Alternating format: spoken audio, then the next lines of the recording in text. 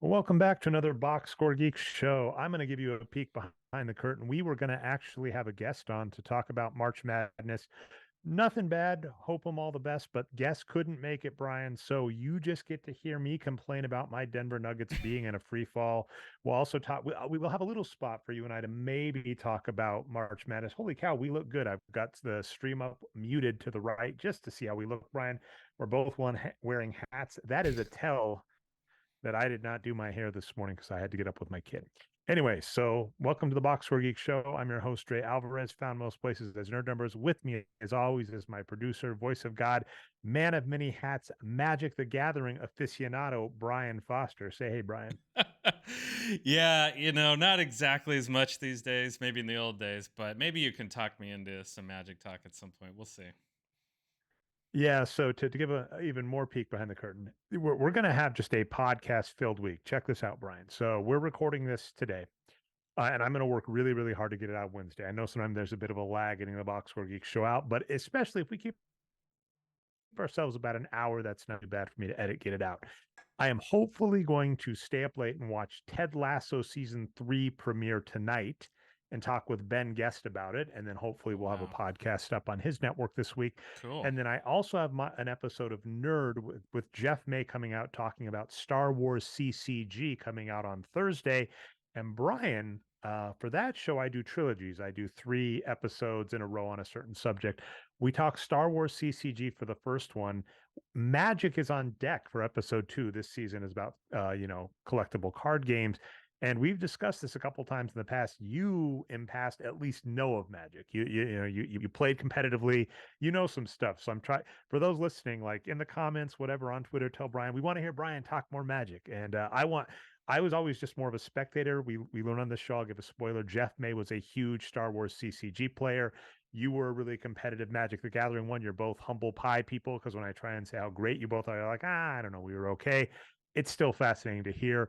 And Brian, I'm probably going to pepper in some metaphors about Magic the Gathering and card game semantics when we talk about how my Nuggets are doing right now. I guess the one thing I'd say is while me playing Magic is ancient history, the game is still not. I mean, the game is over 30 years old now, and I pretty much stopped playing like 20 years ago. But it's bigger than ever. I even was on the train the other day, and some random dude was talking about it, playing in a tournament. So yeah, it's passed me by, but it's still around and it's still big time. And the same is true with like Star Wars customizable card game. I'll give a spoiler for the hopeful 3rd episode of the series, which I actually think is just on deck. I don't want to play anything as Pokemon the card game. So, basically some of these old games that were like, those have to be gone, back bigger than ever. The pandemic did a lot for it. So I guess we should talk basketball though, right, Brian? The biggest What about you don't want to go Yu-Gi-Oh next after Pokemon, Dre? The trap cards. It up that both Jeff and I, neither of us played Yu-Gi-Oh. Were you a big one? No, so see, I played Magic and I was kind of already old at that point. So by the time Pokemon and Yu-Gi-Oh came around, I was too old, yeah. Yeah, that's fair enough. So what's kind of interesting for me, for those that don't know, I am from Denver, Colorado originally, and I live in Wisconsin now. And right now, I should be happy. The Denver Nuggets are atop of their conference and division, everything. And they actually have, tonight's losses included. So even with tonight's loss, they have a 4-point buffer on the Memphis Grizzlies. And Brian, I didn't put them on the script, but the Memphis Grizzlies, oh my goodness, there is some, I don't know if we want to comment on it. I'm going to throw this out there right now, Brian. If we kind of look at the Western Conference, let's do this real quick. We'll do a quick Western Conference overview. Apologies for the audible. So let's take a look at the Western Conference. Right now, in terms of how it's sitting, we've got the Denver Nuggets in first, Memphis Grizzlies in second. You know who the real dark horse is, Brian, that is actually looking fantastic going into the playoffs? Sacramento Kings. They are currently 3rd in the Western Conference on an 8-2 streak, and they look great. And here's what's kind of funny. I've stressed that I don't really want to call the Tyrese Halliburton Sabonis trade win-win, but I might have to. This may be one of the first. This is one of my passion projects, is looking at star trades across NBA history and how teams like fare. And as a really interesting, simple example, for all of the hype going about Anthony Davis being overpaid, something I've been arguing about this week, Who's saying that? even if you I don't know, people are weird. But that being said, the Anthony Davis trade, even if you make the argument that the Lakers lost out because they lost, they did lose Josh Hart, they lost Ball, they lost some future draft picks, etc. You can't really make the argument that the Pelicans won that trade because all of the good players that they got back for Anthony Davis walked out the door. So, in general, when a team trades away a star, even if the trade looks good on paper, which has happened like 3 times total, I would argue, that one of the teams just tends to lose. And so, with the Sacramento Kings, Indiana Pacers for Sabonis and Halliburton, I still argue that the winner of that trade was Indiana because Halliburton was the best player in the trade. He's younger, he's cheaper, yada yada yada. But one thing that people have brought up that is looking true is by getting Halliburton off and getting a big that they needed, De'Aaron Fox kind of got the green light and he's been playing well, like not star level, but very, very good player level. And so this trade may be win-win in the sense that on paper, yes, 1-to-1, Halliburton versus Sabonis is a win for Halliburton. We like Halliburton over Sabonis. He is ranked. If we had our druthers and just went top to bottom MVP voting right now, our MVP ballot, if we just turned it in, would be Nikola Jokic #1, Jimmy Butler #2. Hell yeah, Jimmy Butler. By the way, he has been on a tear lately. Luka Doncic #3, Tyrese Halliburton #4, James Harden #5. With maybe you could argue a tie with. I'm gonna get it right, Brian. Shea Gilgeous-Alexander. I Yep, get it. you got it, Shay. And normally mess that up. But by the way, just outside of that, Sabonis is ranked number 7th, right? Is, ranked 7th, ranked number 7. Now, again, production wise, not as good as Halliburton. But then if you go to the Sacramento Kings, if we look at their top players, right now the Kings are Sabonis, Fox, Herter, Barnes. Barnes back, man. He's looking decent, or, as a power forward. Keegan Murray and Trey Lyles. And that's interesting as a power forward. So essentially, by trading Halliburton, Darren Fox gets more play. Sabonis slides right in fine. So this really is working out for both teams as win-win, provided both teams hold on to the players. So that is kind of a shocking thing because we don't normally see this. And with that being said, the Kings currently are one of the dark horses out here because if you kind of look at them top to bottom, their real only weakness is, I hope I get the name right, Davion Mitchell, who is the backup behind Fox. So I'd really hope in come the playoff times, his numbers are going to go down. He's really the only weakness on that team. If we look at the core of that team getting all the minutes, the Sacramento Kings look really good. And to the kind of point about the state of the Western Conference, my Nuggets included, a bunch of the West is beat up, right? Denver Nuggets, what I'm really worried about, I'll talk more about them as my first topic is Jamal Murray. We'll talk them. The Memphis Grizzlies, Brandon Clark is out for the season. Ja Morant has had a bunch of off-court stuff. And I think it might have been Spears today was saying, Yep, I he's saw like, that I don't too. want to say I don't want to say specifics, but I don't think he's back for the season. So the Memphis Grizzlies have lost 2/3 of their top players. And what is actually, yeah, we'll make this is a good Can I ask you about audible that topic. But Spears comment real fast, Dre? go for it. I interpreted Mark Spears to be saying that he thought there was other incidents with Ja Morant that he had heard about that weren't public. That Yeah, was an interesting takeaway. I got the impression that, so for those that don't know, John Morant, a few things, got in an altercation with a fan. I think, did he go into a strip club with a gun shown? Yeah, Really, just really threatening funny, people, beat up a teenager. Apparently, that's not a good look. really funny. Sorry to say funny. Um, a weird story that came out about John Morant is that when he was in Denver, a strip club owner said, "Oh, he came to our club and he was just really great and polite and a fantastic person." And that was called Shotgun Willie's. And what is really bizarre about that, Brian, is that's actually really close to home to me because Shotgun Willie's is right next to Target. Oh, fun. The Target that I worked at when I was in high school, and I used to work the overnight shift. And a funny thing is, the overnight shifts break, and a lot of people getting off at Shotgun Willie's, their times would overlap. And there used to be a hot dog stand on the corner that was open late, I think in part because of both of those companies.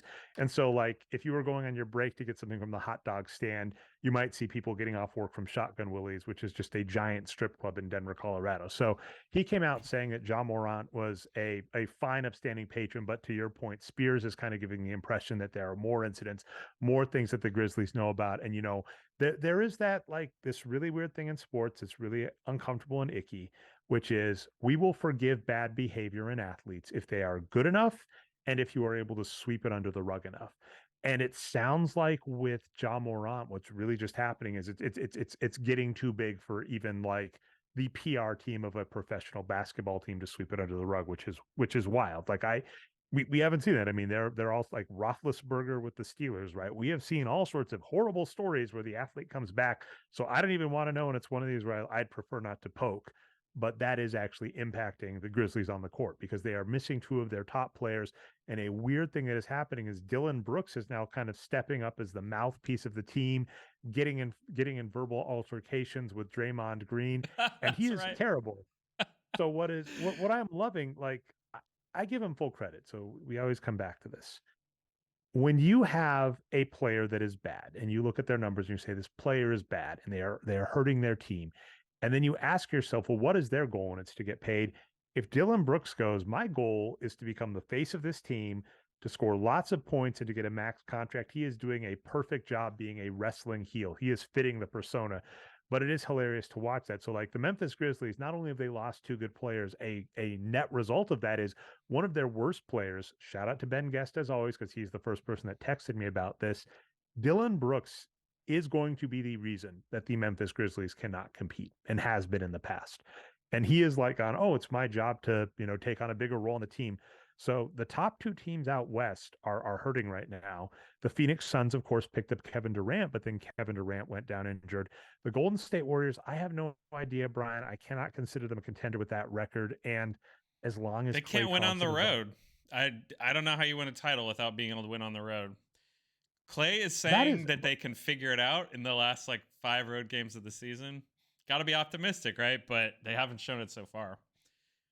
that is a wild despair. I mean, you have to know it as a fan. 29-7 at home, 7-26 on the road. It's I don't weird. understand that. I actually need to dig into that. That is I think it's freaking just a bizarre. big anomaly. There's nothing to explain it. Like, what would it like? Maybe they are pumping out mind control rays at their home stadium that gives it. Like, what is the mechanism? It doesn't make sense. It doesn't make sense. The LA Clippers, we do like. They made some good trade deadline trades, and I am forgetting off like Eric Gordon's on that team. I think That's Austin a Rivers. I'll have to problem. take a look. I'll have to take a look. The Minnesota Timberwolves, we've always been a fan, but it's going to come down to Karl Anthony Towns' health. And the Dallas Mavericks, this will be our brief check-in. I noted to you pre-show how freaking bizarre it was that when the Kyrie Irving trade went down and the Kevin Durant trade went down for the Brooklyn Nets, I kind of said, hey, this might be good for the Brooklyn Nets for both trades. I basically said Kyrie Irving is playing fine, but Spencer Dinwiddie is commensurate in production this year.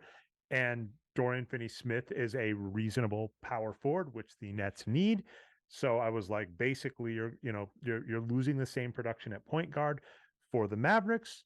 The Nets make their team even stronger. They're going to be in good shape. Now, what really seems to have happened with the Nets, we've already talked at length about this, is really seems like Ben Simmons is just injured. And that, whenever you lose a star on your roster midseason, that's just going to cost you. And Kyrie Irving has been playing great. And I mean, for what it's worth, when the trade was made, I looked at them and was like, by the way, he's on an upswing. There's a possibility he's going to play good.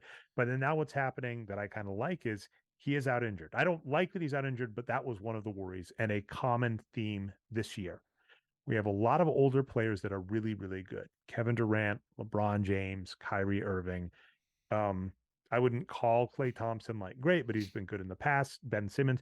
You have all of these really good players that are coming back from major injuries. And then people are like questioning them off the court. And I mean, it's hard not to in cases of like Kyrie Irving, but it's really weird that people just forget that it is really hard to come back from injury and just a few inches off your leap, a few things off of your shot, and you're a different player. So I always get just baffled by people assuming that injured players are going to be fine. And lo and behold, right now with the Dallas Mavericks, Kyrie Irving and Luka Doncic are both out injured. That looks bad. The Los Angeles Lakers are coming on a tear to kind of get into the play-in, but I'm not worried that even if LeBron James comes back healthy, Anthony Davis stays back healthy, they do the right thing and play Jared Vanderbilt a ton. The Jared Vanderbilt trade was huge. That being said, they're giving Malik Beasley a lot of minutes, so they're almost neutralizing Jared Vanderbilt, but is what it is. But I think sadly the bigger thing is getting rid of Russell Westbrook was just a net positive too. So like they have like 4 in the plus column, 2 in the minus column. Net result is the Lakers are looking good. Obviously, they're not going to go on like a 20-0 tear and get a top 4 seed. So, in terms of the top of the West, a lot of them are really beat up and dinged. And so, a really good sleeper agent right now is the Kings. Mm. Yeah. So, for those who don't know the West Coast geography, the Sacramento Kings are actually sort of in the same media market as the Bay Area, right? Sacramento's just a few miles away. So, just very briefly, the reason why California even became a state is because of there's the gold rush in Sacramento, and then San Francisco is the port city nearest to the gold rush. That's how all those cities came about. So it's all very close. We get to watch the Kings a lot, and it's a very fun team. I just cannot still get on board saying that the trade was okay because Halliburton is just so damn good. I see how good the Kings are and imagine what if they were instead of Fox and Sabonis, they were Halliburton and Sabonis, or maybe that trade doesn't work. It's not as good value, so maybe they would have had to do Miles Turner, the other center, instead. I still almost would have had Halliburton and Miles Turner. So I it reminds me of like the Mason Plumlee trade. I'll put that in quotes, which is one of the reasons we like the like it's so frustrating, Brian, how many teams make good moves and then we have to do a stupid math equation to determine if they came out ahead because it's like, okay, well, you got Vanderbilt, which is a +1, but you got Malik Beasley, which is a -1. You got rid of Westbrook, which is a +1. It's almost like that's what we do on the regular, Brian. And maybe I should stop complaining that things are exactly in the wheelhouse of things we normally discuss. But to like that point, Mason Plumlee was dirt cheap, right? He was only a yep. second rounder, is what he ended up costing the Clippers, which we thought was fantastic. So to the same point, maybe the Indiana Pacers said, we are not letting go of Sabonis for anything less than Halliburton. To your point, there's a very real chance that the Kings could have said, hey, we'll give you Fox and 2 draft picks. And you know my opinion on draft picks. I think future draft Yeah. picks are worthless. In this, to be clear, I think future draft picks are worthless if you are attempting to use them to get players, which is really to get players directly, which is really weird. I think draft picks are a fantastic asset to use to hold, and you kind of need to in some cases with these weird gaming rules. Like I said, I might compare to some like Magic, the card, the Gathering, and Star Wars CCG, where like you have to do kind of clever maneuvering. So it's like you trade a player for a draft pick because you can include a draft pick in a trade because salaries have to match. So like I don't hate draft picks as a mechanism to make trades look better, but I'm just never like, oh, that future first rounder is going to get you a great player. I'm like, no, don't use it that way. I'm like, if there's ever a case where you have an an above average player in a trade, go ahead and spend your draft picks on him. It's probably worth it. So I think you're right. I mean, I think the Kings could probably have kept Halliburton and acquired Sabonis. I think you're right there because they had De'Aaron Fox is an example of an overvalued player, and he's great. But I mean, exactly what you're saying. Replace Fox with Halliburton and put Sabonis on that team, and what they could be. But I've said this before. I don't believe any team in the NBA is like perfectly run. I think the closest, and I'd still have to look at their numbers, is like the Heat. The Heat is probably the closest to like a well-run franchise. And at this point, a lot of the other ones still just confuse me. Let's actually hop to the first one, Brian. I want to give some runway to my Denver Nuggets. The biggest thing I want to tell Denver Nuggets fans, having crunched the numbers rapidly, Brian, you saw me. I spent all of 5 minutes cramming for this test. The Denver Nuggets are in a free fall. They have lost 4 of their last games. Their record is 5-5. As I stated while we were recapping the state of the West, though, they've got a 4-game buffer on the front of the West, and I'm not worried about Memphis for rough reasons. I feel really bad for Memphis fans because that was an amazing core, and it really sucks when you have off the court things and injury. Those are 2 of my least favorite things. I have no complaints when we get in arguments about is Kobe or Shaq better or yada yada. Those are fun arguments. Those are fun stat-based arguments. I hate it when I'm like, your team is bad because of an injury. And we were even kind of talking some of the language because I was just saying some stuff off the top of my head about what I'm going to talk. The Denver Nuggets, really, I'm not worried about the losing skid. I'm not worried about their record because they're still first. They're first by a wide margin in their division, which is like one of the more important ones too, right? Minnesota Timberwolves are 11 games back. Nuggets are going to win their division. Nuggets are 4 games up in the conference, so they're still in fine spot to potentially win the conference. And they are 8.5 games in front. It's so nice when they're first, Brian. You don't have to do any math on calculating games back. So I recommend that. You had to have enjoyed that with the Warriors. Just have your team be first, because then when you're reading the stats, you don't have to calculating anything about games back. But the Nuggets are 8.5 games in front of are 10, actually, Brian. They are 10 games out of not being a top 4 seed in the first round of the playoffs. So I'm not worried about their playoff seeding. What I am worried about is in the last 4 games, Jamal Murray has played terribly. And this is what we were talking about, because I was describing Jamal Murray's play, and you're like, that's not nice. He's injured. And you're right. If you look at it, Jamal Murray was questionable because of, I think leg related, which is rough. Had a leg related injury and was questionable for tonight's game. He played and played horribly. So it seems pretty obvious, and this happens a lot. When I analyze stats and I see a player and they're really, really good, and then there's this, then the easiest tell is when they miss a bunch of games. Harrison Barnes is my favorite for this. Really, really good. He's following the age curve, misses like 10 games for the Warriors, and suddenly he plays like garbage. He's not a garbage player. He was playing well. What happened? Well, he's an elite athlete. He got injured. And we were kind of talking this pre-show. It is really, really tough that a lot of these elite athletes believe that they have to come back to help the team. And you can wind up hurting the team. Klay Thompson is a good example. And then even at a higher level, this is their livelihood. I've been saying that too. So if a player says, I'm too injured to help this team win, I should really sit out. You should be Charles Conway. Conway, is that the right one? Charlie from Mighty Ducks and Mighty Ducks 2, he benches himself. Oh my goodness. Sorry, that's a real topical metaphor, right? But you can bench yourself for the betterment of the team, which is like self-sacrifice. But if you do that, you probably hurt your own value. You hurt your payday. So there are lots of incentives for players, even if they're not 100% to play. And that is what is basically happening. Jamal Murray doesn't look good. And all I'm really thinking as I look at the Nuggets is like, the Nuggets, they had a game recently where the only productive players were Nikola Jokic, Aaron Gordon, Michael Porter Jr., Jamal Murray. That is, in my opinion, I've said this before, one of the most impressive like front court and star teams ever constructed. Michael Porter Jr., Aaron Gordon, Nikola Jokic is one of the most productive front courts ever made, like rivals the big 3 in the Celtics days. I'm talking Larry Bird, Kevin McHale, Robert Parrish, not the newer big 3, the original big 3, Brian. Antoine I like Walker, the 4-point threat. What's no? That's that wasn't that post. That was post. No, that was in between the 2 eras. Yeah. Yeah. Oh my God, Antoine Walker. I just want to throw him in there because he's so great. He is an amazing stat because he's one of these people on like the lists for three-point shooting before 3-point shooting took off, and he was still bad. It's remarkable. But just saying, the Nuggets have one of the most impressive front courts ever constructed in NBA history. Nikola Jokic is the most impressive offensive big man in NBA history. Wilt had learned to shoot free throws. That wouldn't be true, but sorry, Wilt, you didn't. He is averaging a triple-double almost. I think he's maybe a little below it, but he's like right at it, right? He's almost averaging a triple-double. He seems a lock to win a 3rd MVP. He's in great spot.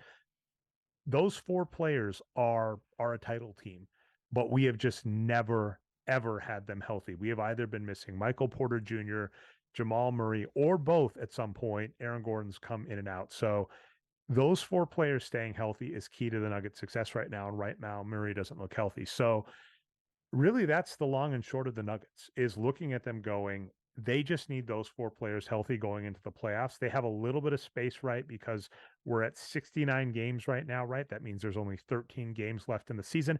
The Nuggets can afford to go 500 on that and still have the top 4 seed. We just need our stars healthy for the playoffs. Yeah, just to add some more context to the Murray situation, it looks like the main reason he played tonight is because he's Canadian and he hasn't gotten to play very many games in Canada yet in his career. So there's no way he was going to miss this game in Toronto. In fact, they said he missed it last year because of his ACL surgery, and he has a knee injury right now. So maybe you might want to rest that ACL a little bit, but he played in front of the Canadian crowd tonight.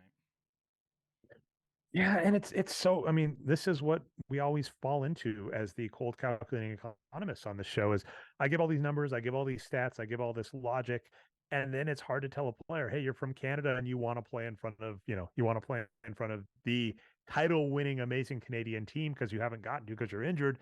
What do you say to that? So, I mean, I'm not worried about the Nuggets if they're healthy going into the playoffs. That's really it. And ironically, that is most of the West. I mean, it is really bizarre for me to be looking at the West and going, I really think the Sacramento Kings or Minnesota Timberwolves could potentially come out of the West. Out East it is remarkable, Brian. Just to give them a little hat tip before we move on. Out East is just remarkable with how good the top looks right now. I mean, I think Brooklyn's in a free fall, but the New York Knicks are 40 and 30, 57 percent. The Cleveland Cavaliers, their point differential looks amazing. The Bucks, as you mentioned, are coming back. It is going to rely on Giannis being healthy. So out east, we're going to have a slugfest. And I kind of noticed for the Nuggets, the thing I'm happy-ish about is that only one team's allowed to come out of the East. So despite the fact that I might think there are two or three teams better than the Nuggets right now at East, maybe the Bucks, the Celtics, and the Cavaliers might all count. Only one of them gets to come out West. And honestly, if the Nuggets can just make the finals, and I will say this, Brian, I'll actually commit to this and hate myself for it, maybe. When the Milwaukee Bucks made the finals, I was like, maybe it'd be fun to go to a finals game. And I even had a possibility. I doubt they would have said yes. But apparently, one of my neighbors had like tickets to like two of the playoff games because they're season ticket holders, and they were saying they were looking to sell one of them. And I think in theory, I could have tried to buy one to Game 6, but I do know they end up going and like going to the parade. So I think they probably would have said no by the time I would have asked because it did look like the Bucks were going to win a title and possibly win it at home. But I ended up not going to see the Bucks play in the finals because it's just like it's a hassle and expensive. I was really, really debating. I happened to be in town when the Colorado Avalanche won the Stanley Cup recently, and they were in the Stanley Cup playoffs. And I actually had a conflict, so I had a friend's house I was going to anyway, so it's like probably wouldn't have had time. And I was like, maybe I'll blow them off and see if I can see the game. It was $800 for the cheapest ticket, like for like nosebleeds, very, very. And I was like, nope. And it really frustrated me because I think they were playing a Florida team. And if you looked up the Florida team, it would have been cheaper for me to buy tickets to fly to Florida and see the game there than to buy nosebleed tickets in Colorado. Hmm. Different markets are a wild thing. But if the Nuggets and Bucks play each other in the finals, I think I'm obligated to go to a game. I think I'm going to have to find a way to do that. So I'll put that in there. If that happens, I'll will it into the universe because that would be amazing, right? It's a win-win scenario for me. So, but the East looks really good. That is the hat tip I want to give that. Yeah, I wonder if this is related to the whole Ticketmaster, fracas with Taylor Swift fans and concert music and all that. I wonder if they're charging for the NBA games as well. There is all sorts of weird, yeah, it could be venue based or whatever. I'm not sure. I mean, it is 100% just market based. I mean, Yeah. Denver, very much like Golden State, the Bay Area has turned into like a tech hub. So I think there's a lot of money there. I think there are a lot of people that are willing to buy, those expensive box seats, the luxury box stuff, right, to see the game. So I think that's just the case. I think that's really why Denver is expensive. And I mean, in general, we'll just throw this out there, right? It is not a good idea to subsidize sports teams because all you're really doing is making a very fancy, expensive toy house for rich people that then give that the benefits of that to the rich people. You can't even make the argument, oh well, if we finance this stadium, all the local people will get to enjoy it. It's like, no, they'll get priced out and the rich people will get to enjoy it. It can only house 18,000 people, right? Years ago, I don't even know what Denver metro proper is now, but I know when I was like in high school and stuff, it was like 2 to 3 million was the population. I know that has only gone up because lots of people have moved there. So it's just like there is absolutely no way an 18,000 person arena, even having a hockey team and a basketball team. I mean, right? There are only 365 days in the year, and you can't do something every night because you have to like clear in between. Only houses like 18,000 people. It is not worth it, right? So it's never really worth it. And it's just, subsidizing rich people. Please stop doing that. We'll leave other topics related to that on the floor for tonight's show. We mentioned it. I did want to at least put a slot in here because we were originally thinking we were going to talk some March Madness. With apologies, I'll throw out American Numbers on Twitter, who does like strictly data science too. He does that as well. If you want like bracket stuff, follow them. Ty Willinghands on Twitter. I'll include his name probably in like the notes underneath just the podcast and the YouTube link, Brian, for this. He does March Madness bracketing. He's done following stuff. So if you want that, that is great. I've just never been that interested in college hoops, as you've known, and it's just so hard. It's so it doesn't last. Stuff just disappears. The only real note I wanted to make is the top two players in this year's draft are looking to be an international player, Victor Wembanyama, who we have been discussing, and Brian. I'm sorry, I'm going to keep stepping on this rake. I still don't think he's going to be a good player for at least a couple years. Oh, that's very possible. I mean, that's Yeah, I what we mean, expect, right? We expect most rookies are not good their first year. It's usually going to be at least second or third year. yeah. So I mean, his international numbers are just not giving me a lot of faith because you should be destroying non NBA competition coming to the NBA. But that's number one. And who's number two? Is it Scooter? Is that the Scoot name of the number Henderson, two yeah. player? Scoot. Scoot Henderson. Yep. I was thinking like Scooter McGavin or Shooter McGavin was what I was thinking. That's Happy Gilmore. But Scoot Henderson in the G League. What I really liked about this is news that came out today as well.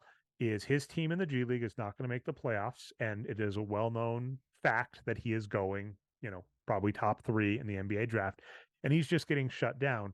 Dave Barry years ago at Forbes, when writing about the WNBA and the G League, noted that the NBA correctly assessed that the G League was an investment. Like it wasn't, they weren't attempting to make money on the G League. They were attempting to invest in these players to help future NBA things. And that's why they invest a lot of money in it. It is a minor league farm. It should be a minor league farm system. And what we've argued is the NCAA is almost isn't almost, I'll say flat out, is an unforgivable farm system and is really not acceptable with how the money has gone up in the NBA. Every NBA team has a payroll of about $100 million. And this is important to note between the NBA and other sports. So if you look at baseball versus basketball, and you look at the Moneyball story, right? The Oakland A's being vastly outspent by the New York Yankees. In Major League Baseball, the rules allow you to not spend your money and basically just pocket the subs. I was just mentioning that, right? The tax subsidies, et cetera. You can be a billionaire, get a small market team, fleece the taxpayers, threaten them to get you a new stadium, get that stadium, not spend any money. There is revenue sharing in Major League Baseball. You just get that. You wait for the value of the team to go up. You flip it. By the way, that is a suffix of the Moneyball story that people leave out, right? The whole Moneyball story is this minor league team that got out, or major league team that was getting outspent, yada yada yada. These poor broke owners, and the reality is these people like mustered up over $100 million to buy the A's and then flip the A's like a decade later for double that. There is no, oh my goodness, these poor people. It's like they bought this team. It was an investment that paid off rapidly. That is the normal case. But in baseball, you are not obligated to spend the money. In basketball, you have to spend 80% of the salary cap. And the salary cap is over $100 million now. So every NBA team has over $100 million to go out to that. So with that much money on the line, having we're amateur and all of these weird rules, I'll give an interesting point.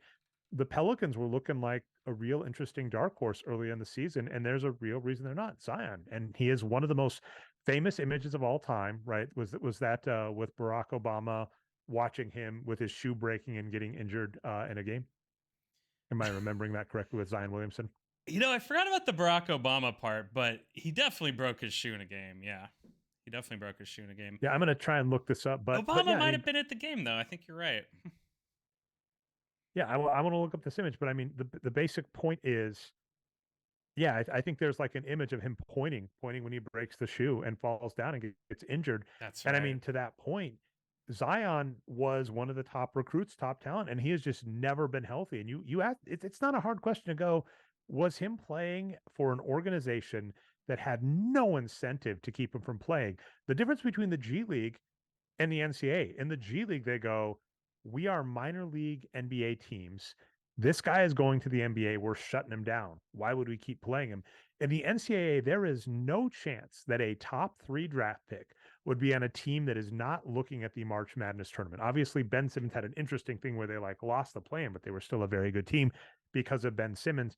There is no case where an NCAA team would shut down a top 4 draft pick heading into the draft unless they were doing something really, really stupid, like with the guy who just got traded, who still doesn't look good for Detroit on the Golden State Warriors. I Oh, can't believe I'm Wiseman. dropping his name. Yeah, Wiseman. Wiseman got shut down. They didn't shut him down wisely. They were like, "You got some money. That's not okay." And he said, "Fine, I'm not going to play for you."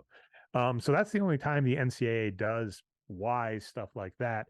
So, I mean, my 2 cents kind of going into the March Madness tournament and looking at the NBA draft and looking at some of the recent pieces I've written, which are like, if you look at the modern times, it appears that it's gotten harder and harder to gauge top draft picks coming out of the NCAA for NBA teams, a lot of one and done, and a lot of the talent is starting to come international. So I think there is a very real shift in the near future about top talent in the NBA.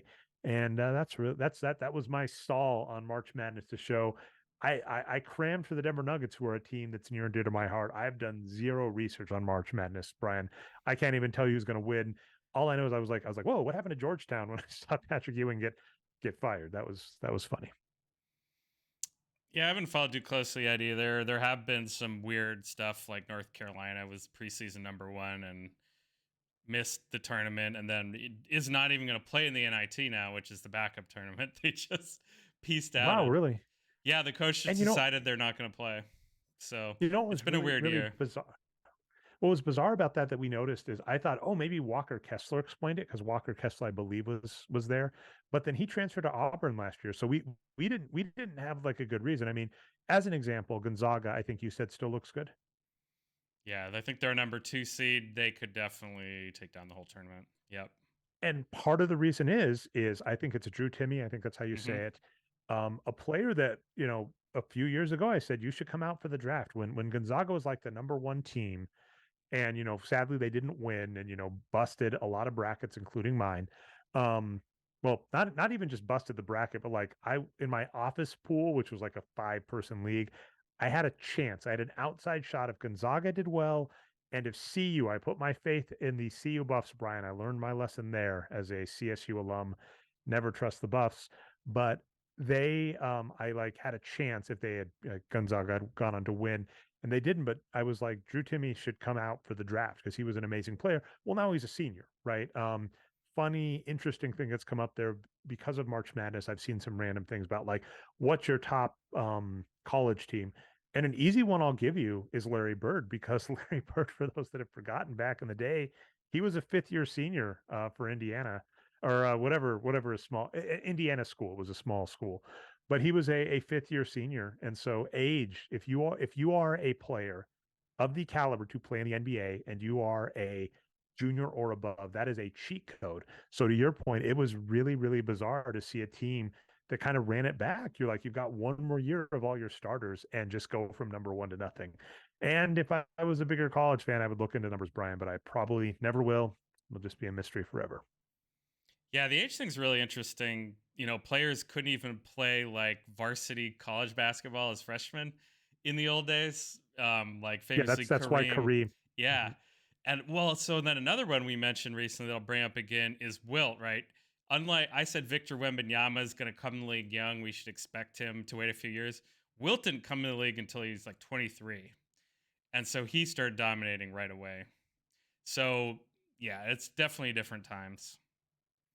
Although it definitely, with some of those players, it's worth noting that it really gets interesting. Where, say, you look at Michael Jordan. Michael Jordan played 3 years at UNC and then came into the league, but he was the third best player in the NBA as a rookie. So it's not hard extrapolation to go, you were the third best player in the NBA as a rookie, and you went to school for 3 years. LeBron James was a below average rookie as a high school, coming out of high school. Well, let's phrase this is a weird way of. One of my recent articles, I talked about how hard it is to judge NBA players. You have to give a lot of context.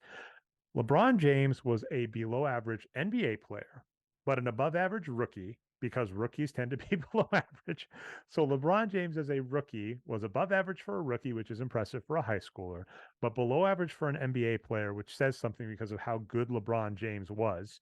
And it took him a while to kind of ramp up. But you just say, hey, Michael Jordan had gone to the NBA right out of high school. Sure, he might not have been great as a rookie and sophomore, but by junior year, he probably would have been amazing, which would have lined up with, a year or two extra. So a lot of these older players played a lot more. And it's really hard to know. So, like I said, that's the cheat code. If you're talking about historical NBA players and like your all college team, Larry Bird, it just has to be a give me, because this is a guy. This was really weird, Brian. I kind of started a fight about this. It didn't even turn into a major fight, but Nikola Jokic winning 3 MVPs in a row is rankling some people, in part because the Denver Nuggets just haven't competed. And the reality is injury. Let's just stress that. The Denver Nuggets, I think, would have made a title with a healthy core of Aaron Gordon, Nikola Jokic, Michael Porter Jr., Jamal Murray, even before Aaron Gordon. The year before, in the bubble year, they had a shot of making the finals, and literally Michael Porter Jr. got injured in the first half of the first game against the Lakers. And they were actually up when that happened. They were up going into the half. Michael Porter Jr. got injured. He didn't look the same the rest of the series. They lost to the Lakers. The Lakers went on and won a title. And I mean, had the Nuggets made the finals against the 6th seed, Brian, they're taking that. They're definitely taking that. So it's a bummer, but Nikola Jokic winning 3 back-to-back-to-back MVPs is ranking some people the wrong way because Larry Bird was the last person that did it. And I was like, Larry Bird didn't deserve it. In my brain, I'm thinking, this is the mid 80s. This is Magic Johnson. This is Michael Jordan.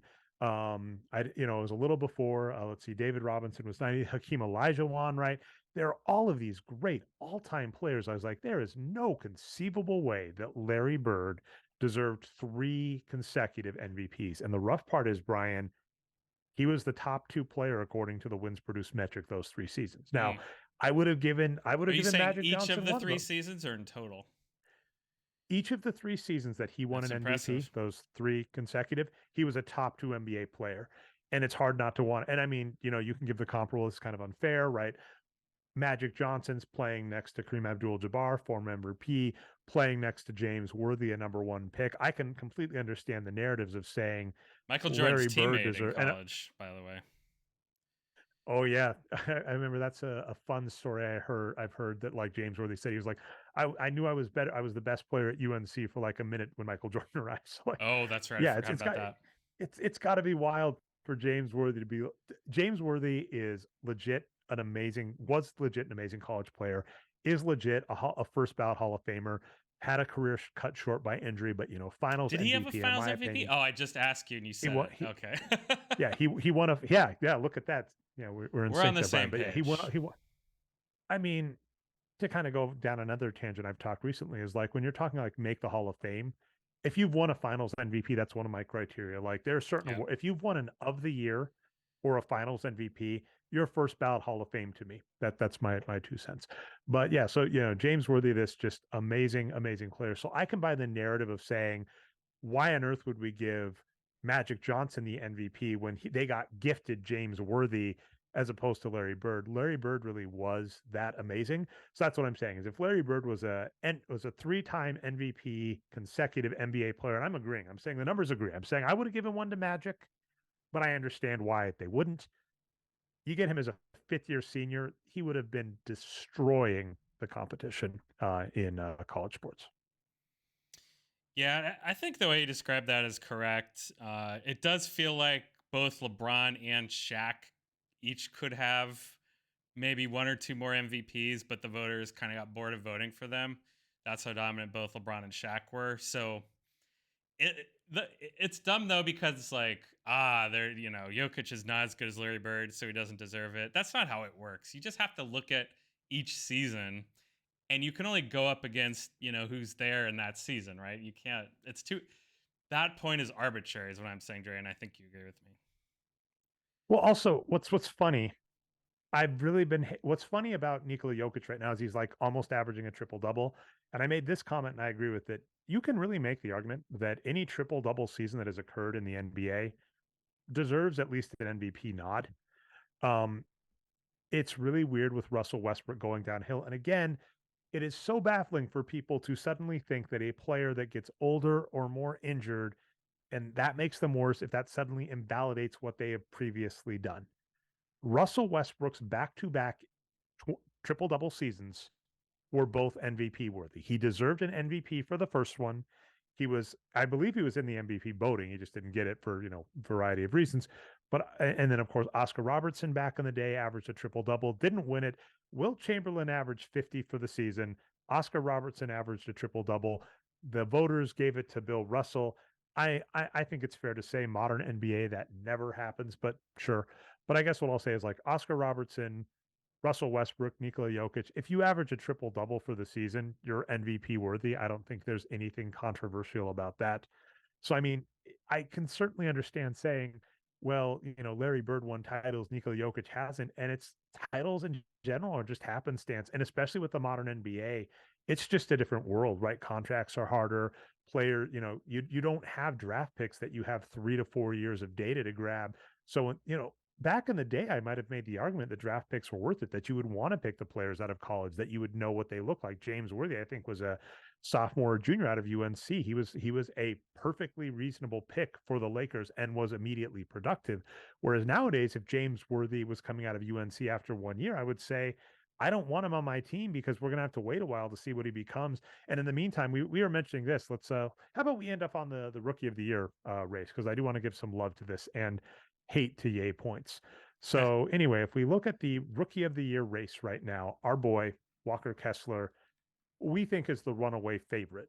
If you knew what you were doing, if you were voting on an MVP or rookie of the year, rather, he would be winning it hands down. Currently, according to like NBA.com, he is ranked fourth. And what is ironic to me is he is ranked fourth in front of two players that, at least right now, are two of the What does that mean? worst. Just NBA.com writers just consider him to be the Yeah, fourth best rookie? NBA.com I don't hate as a place to look because I forget who, but they'll do a Kia X ladder. So Kia MVP ladder, Kia Rookie of the I Year see. ladder, Kia Defensive Player of the Year ladder. For what it's worth, I do not check on these regularly because why would I? They're garbage. Apologies, but I also the writers, I get it, right? You got to pump something out, and really the thing is, we have known forever that the stats that writers look at are always just points per game. So if you're right now, you are on the Rookie of the Year or the rookie tab. I would click the over 410 minutes play just for some, to prevent anything. But if you then flip the wins produced upside down, so if we're looking bottom up, you will see, and I'm going to mess up the names. I'm going to try and look them up quickly. But Paolo right now, he is Paolo Banchero. he is Yep. like, yeah, he is, for instance, top of the rookie of the year ladder, and he is god awful right now. So Paulo Banchero, perfect. So he is really terrible right now. And then the other one whose name I forgot already, who is hurting, he's actually on Indiana. But the Indiana rookie is also Matherin. terrible, and he is Matherin, he's ranked number 3 in front of Kessler. So it's like these rookies score a lot of points, hurt their team, and they still get respect. And it's really funny, Brian, because after years of doing this, we always kind of joke where I'm just like, some of this is the same story as, is this really worth it? And then it's just kind of funny to laugh and just go, oh yeah, like people haven't learned. We still have a job, Brian. Like, so Benedict Matherin and Paulo Banchero, yeah, they are both averaging over 28 points per 48 minutes. That'd be impressive. Of course, you're going to average over 28 minutes per 48 minutes. They're both averaging over 28 points per 48 minutes. And they're ranked really highly in the Rookie of the Year race, but they are below average NBA players right now, according to us. Walker Kessler, it makes sense. I think Walker Kessler, if I recall, is averaging something like 15, 16, 18 points. He's averaging 18 points per 48 minutes. The big thing, Brian, that nobody gives respect to is rebounds. 17 and a half rebounds per 48. That is ridiculous. Averaging an 18 and 18 per 48 on ridiculously efficient shooting, if I recall. I mean, that's our rookie of the year. We'll at least throw that out there, Brian. All right. So that is a MVP update, rookie of the year update, state of the West and the East, why the Nuggets are in trouble, and our thought. Yeah, I'll say, Brian, any thoughts to end March Madness on, any bracket advice to the listeners out there? And I mean, that'll be a nice hour show. No, I have no bracket advice. I just generally pick all the West Coast teams just because we have all this East Coast media bias at ESPN. So I just pick the West Coast teams.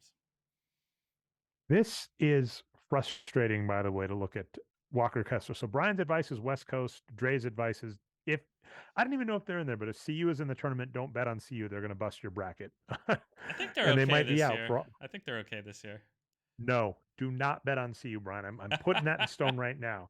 However good CU is on the bracket, I'm going to tell you they're going to drop before they should. So do not bet on CU. And watch CU is going to win the whole dang thing, Brian, and someone's going to win like $1 billion. Actually, get the perfect bracket with CU. I'll laugh if that happens.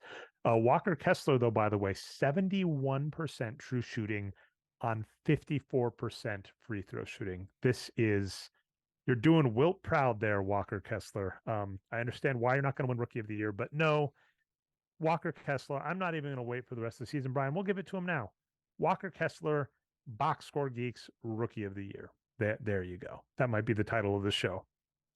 Yeah, I don't think it's really possible for anyone else to pass him at this point. He's so far ahead. Yeah, he looks good. There's always a room for, old school centers to get value from them, right? They're not going to go high in the draft. They're not going to get paid a lot of money if they can't shoot threes right, but they can do a lot of other things. One player I've been talking to you about, he's going to get a lot of press in the tournament because his team Purdue is a number 1 seed. But I'm forgetting his name now, but he's 7'4", 300 pounds, compared to Boban in terms of his size and skill on offense. So he can't shoot threes, but yeah, he might get drafted in the first round. All right. Dang, I can't get there fast enough. So if anybody knows this is a nice quiz. Who is the Purdue center that Brian thinks is going to go underrated in the NBA draft that you should take? You're not going to say this, Brian. I think we're actually in agreement that if you get like the number 1 pick, just take Victor Wembanyama. I keep wanting to say Victor because of the W in the second name, but Victor Wembanyama. Just take him number 1. I think you might want to package them. Like if the Warriors, let's say, bounced into the number 1 pick, kind of like the Cleveland Cavaliers did a few years ago with the Los Angeles Clippers pick of all thing, which got them Kyrie Irving. I'd still say you might want to take him and package him, like take Victor, Klay Thompson, and see if you could flip that into something major. Would remain my advice. But the Purdue center that Brian thinks, Talking about are you Zach okay saying this? Edey, of course. Edey, Zach Edey. Yep. He's a big boy. Let me ask you this, Brian. Zach Edey or Victor Wembanyama, who do you think is going to do better as a rookie? Box Score Geeks, end of the year. Oh, it's a weird call because I don't think Zach Edey's going to get any minutes. So it's just how good is Victor? Is Victor a negative or is he neutral? And I don't know. All right. So some team help me out here. Give Zach Edey minutes. Yeah. Denver Nuggets, you could pick him up off the bench. All right. Anyway, Brian, here's some good news too. If you know me not wanting to talk super duper long, I guess what I'll say here is Ted Lasso comes back tonight. And as I think I mentioned at the top, myself and Ben Guest are hopefully going to record a podcast episode on that. And as I already mentioned at the top of the show, but just want to reiterate, check out the Nerd Show. This is patreon.com/Jeff May. You can find it at Jeff Has Cool Friends. I've been doing that with him as well. If you want to hear me talk things other than sports, and I want the beams to cross, Brian. It occurs to me here. You talking Magic the Gathering, at least in some capacity, even if it's not on the podcast direct. I'm definitely going to be bugging you in the next month for your opinions on Magic and maybe supplemental. But I think it would be fantastic to suddenly hear more. And then I think Seth, what's the last name? There are too many Seths in the basketball analytics community. But you the also Magic said one player, of the Seth Byrne. Yeah, Seth Byrne. Yeah, he was in the old school New York scene. I don't know if he plays anymore, but he's still very active in betting and fantasy. And I'm sure he's got a model up there for March Madness. He's all about college basketball. So yeah, go check out Seth Byrne. We'll give a shout out to Seth Byrne, and I'm gonna have to start bugging about Magic and see for next month. I'm really hoping that there is some nerd Box Score Geeks crossover in that regard. All right, so hope your brackets do well. They're not going to do well. They're going to get busted. It's a 1 in a billion thing. That's why they can make the bets. But have fun. Have fun with that, everybody. And Nuggets, just get Jamal Murray healthy. That's all I've got to say. And Brian, maybe they're doing all right. Maybe we'll get back to talking the Warriors, right? Maybe next time. Yeah, we'll see. The Warriors, yeah, they're one of those teams with hurt guys hanging on. See how they do. All right. Well, outros, this has been the Box Score Geeks show. As mentioned, you can go to boxscoregeeks.com for tools and numbers. Some of those we still need to update and fix some things. Not really writing those. You can find me at nerdnumbers.substack.com. I write maybe once to twice a month, sometimes more often. But of course, if you like this show, make sure to subscribe, iTunes, Stitcher, anywhere podcasts are found. The Box Score Geeks show, twitch.tv/nerd numbers is when we do it. We've been pretty consistent, Brian, right? About every 2 weeks. Tuesdays at about 10 p.m. Eastern is usually when we record. So if you want to hop into the chat and say something, we had one viewer. It might just be you and I, Brian, but if you ever want to hop in and see if you can derail discussion, feel free to do so. And Brian and I will answer your question as long as we're small enough. And then, of course, the recaps of those go on channel Nerd Numbers on YouTube. You can find Brian on Twitter as Boxscore Brian. Anything else you want to say, Brian? Shout out to the Oakland High boys basketball team and Oakland Tech girls basketball teams who both won California state championships recently. The Warriors have left Oakland, but basketball is still in Oakland. Awesome. And actually, apologies. I'm going to give a shout out to the DePere basketball team, who I think is going to state, if I There recall, we out here go. in Wisconsin. Ty Willenhands has been really, really, really high on them. So if you don't follow Ty Willenhands on Twitter, make sure you do so. And he gives you like, if you want to know like a bunch about Wisconsin high school basketball, Doesn't he he have does a lot sons of or great stuff for nephews, like. Dre, that are playing? I think he frequently comments on his nephew there. His So, nephew. and Okay. Well, there I'll we go. say, yeah. And you know that for like, yeah, it's always weird on social media to try and remember. It's like, okay, whatever they say publicly, I'm okay. Usually, I don't want to say share family stuff, but I believe you are right that on Twitter he does that. So those are we got a couple of shout outs, Brian. Back to shout outs. Yeah. We'll Shout out see to you in 2 Ty's weeks. basketball And family. Yep. DePere. And I was joking with him. I was like, you could just steal the DeBere, so you could just do DePere. So there you go. All right, Brian. We will see you all in 2 weeks.